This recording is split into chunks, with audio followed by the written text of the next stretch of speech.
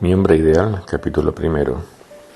A diferencia de lo que había sucedido con su difunta madre, Ana conocía perfectamente el significado de la palabra orgasmo, aunque debía reconocer que tal cosa solo sucedió a partir de su ingreso en la universidad. Hasta entonces, un orgasmo, según la definición que le habían transmitido en su adolescencia, siempre le había parecido algo misterioso e improbable, que tenía mucho de leyenda y que no podía realmente formar parte de la vida cotidiana de ninguna persona decente.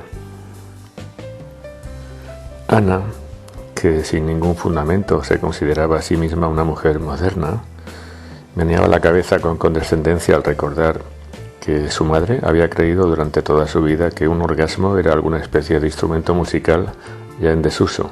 Una vez había escuchado a alguien decir que había vibrado con el orgasmo, lo que la convenció de que se trataba de un instrumento de cuerda. Por otro lado, hasta su tercer año en filología inglesa, Ana no llegó a entender realmente lo que quería decir el término felación. Hasta entonces, por una especie de mecanismo inconsciente, había entendido que se trataba de un castigo que aplicaban los antiguos judíos a los delincuentes, semejante a la lapidación o a la crucifixión. Cuando supo la verdad, quedó decepcionada por la naturaleza pervertida del género humano. Fue Eva Primor, una compañera de estudios ninfómana y con exceso de peso, quien la había sacado de su error. Eva era una chica moderna, desinhibida y aficionada a las terapias alternativas y, en cierto sentido, adelantada a su tiempo. En lo mental, resultaba ser la antítesis de Ana, que arrastraba años de una educación retrógrada. En lo físico, ambas amigas recordaban vagamente a una versión femenina de Don Quijote y Sancho.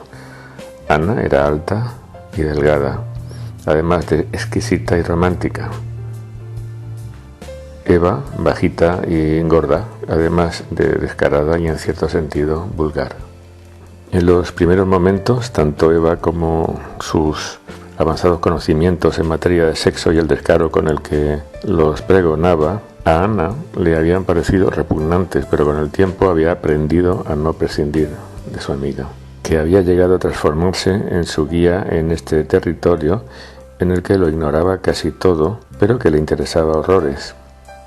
Eva era además una convencida de la New Age y una entendida en el proceloso mundo de la espiritualidad, en el que Ana tampoco era muy ducha, pues solo había tenido acceso a la espiritualidad de los curas, que prácticamente se reducía a un código moral bastante exigente.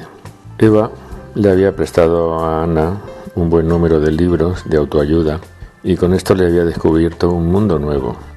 Ella no era una mujer que consumiera literatura y más tarde la olvidara.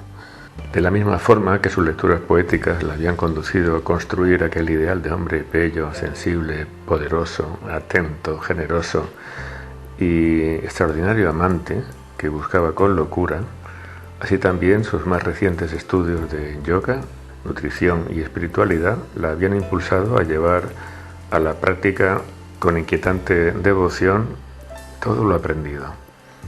De hecho, esto había sido un gran alivio para ella. Si acababa de concluir una novela relativa a los amores de un capitán de barco, especialmente seductor, carecía de sentido cursar una visita al puerto por ver si encontraba a alguien así. Pero en cambio, cuando terminaba la lectura de un tratado sobre nutrición, nada más cerrar el libro, estaba en perfectas condiciones de meterse en la cocina y actuar en consecuencia, desechando los alimentos nocivos, dando prioridad solo a los saludables y siguiendo de manera entusiasta las indicaciones del libro.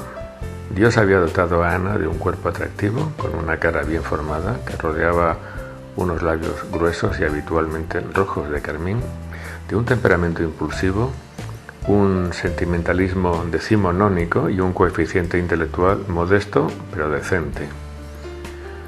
No obstante, la interesada tenía las orejas de soplillo y por ese motivo llevaba siempre el pelo largo y suelto. Claro que esto, más que una realidad, era la consecuencia de las largas horas narcisistas que acostumbraba a pasar mirándose al espejo, escrutando al extremo cada detalle.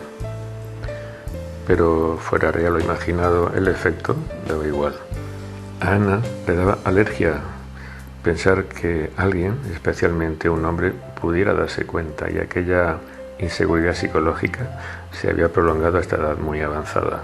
Había recibido una rígida formación religiosa y una educación sexual no muy concienzuda, que se resumía en la noción de que los hombres eran sucios y groseros.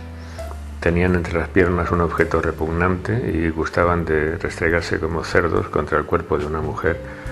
Todo ello según las insistentes conferencias que su madre había tenido a bien impartirle desde que la joven Ana había entrado en la pubertad. En estas condiciones, el simple hecho de que Ana llegara a nacer podemos considerarlo un milagro, pero no lo era, porque su madre había resultado ser una mujer devota y obediente del mandato bíblico: creced y multiplicaos. Todo lo que había hecho en paños menores, que era bien poco, lo había hecho previa supervisión de su confesor. Por supuesto que en ese trance la madre de Ana nunca había experimentado nada, excepto el peso de los 60 y pocos kilos de su cónyuge, en parte porque este último era un contable pálido, delgado y nada sensual, al que nunca se le habría ocurrido pensar que el acto podía durar más de 2 minutos.